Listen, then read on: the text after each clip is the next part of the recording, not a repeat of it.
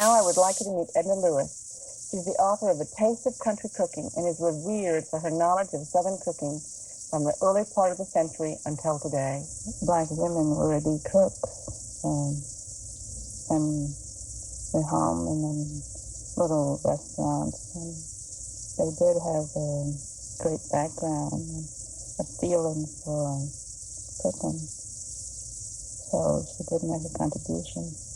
The Southern cooking, I don't know if it's the soil, but the way it's grown and the way it's gathered and taken care of is what gives it that great flavor that you don't find in greens that you ship from California or some distant place.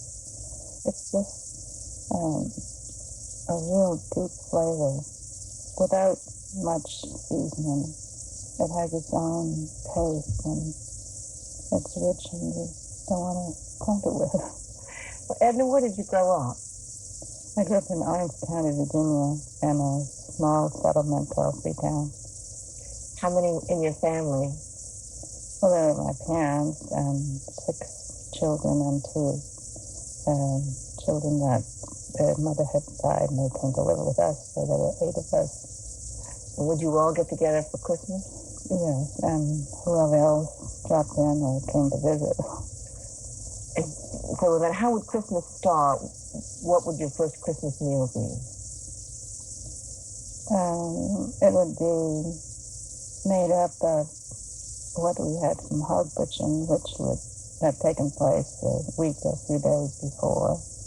And hunting season would be in that time too. So we would have pork from the pieces that wasn't salted down, such as spare rib, liver pudding, hog jowl, and I guess that would be the pork, and the game would be rabbit or birds, or the whole combination of birds and southern and fur.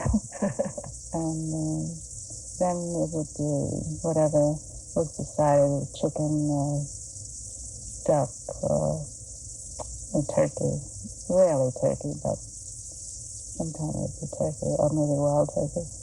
And greens? And greens, of course. No meal without greens.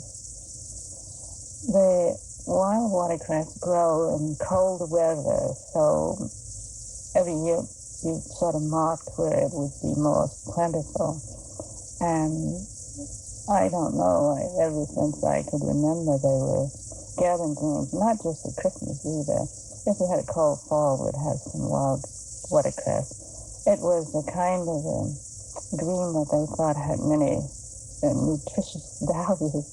So if someone fell ill, they would go and look the countryside over to get a bag of wild watercress and cook it. So that was part of Christmas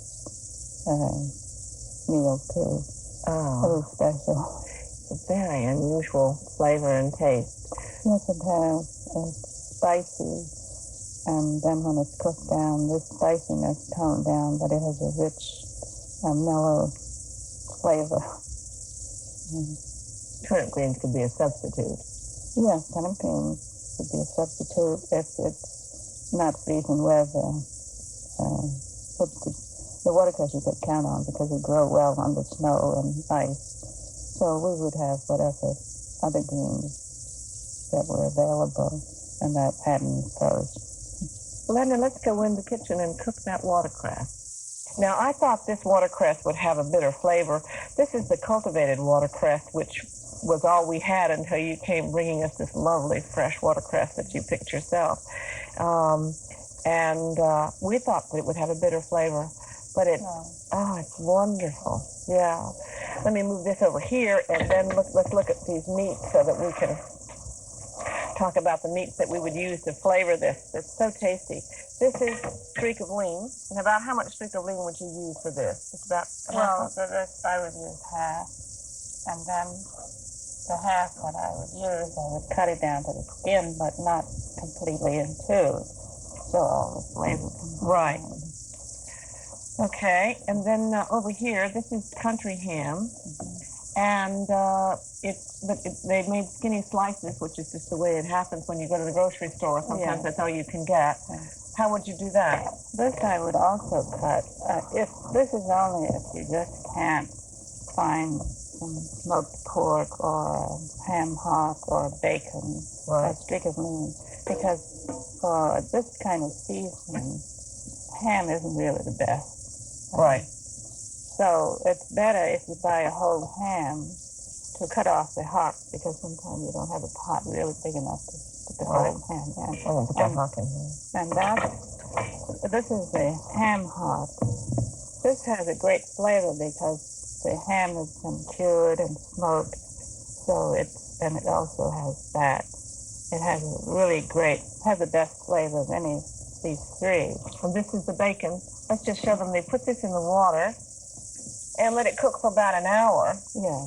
And then over here is some already cooked broth that we have made that's cooked an hour. Mm-hmm. And just dump this watercress into this is the cultivated watercress, into the pan and cook it. How long do you cook it? About 40 minutes. I have to stuff it in, don't you? Yes. And I cook it covered. Do you?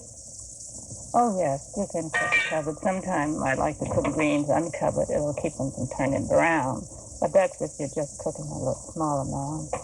And then here we have this wonderful, luscious watercress. You could cut it up, I suppose, couldn't you? And yes, you could if you like. But I kind of like this way it's cooked without being cut up.